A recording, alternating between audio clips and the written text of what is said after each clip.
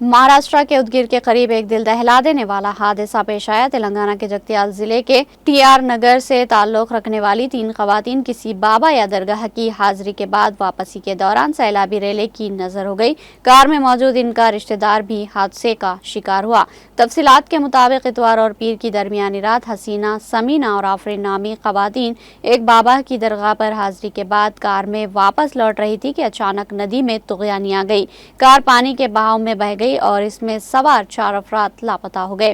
ताज़ा तरीन इत्तला के मुताबिक कार में मौजूद शोएब की नाश नांदेड़ जिले के मुंगेर तालुका में दिग्रुल से तकरीबन 30 किलोमीटर दूर से बरामद हुई। ताहम तीनों खवातीन ताहाल लापता है। मुकामी पुलिस और रेस्क्यू टीमों ने सर्च ऑपरेशन शुरू कर दिया, लेकिन नदी के तेज बहाव के बायस इमदादी कामों में मुश्किलात पेश आ रही।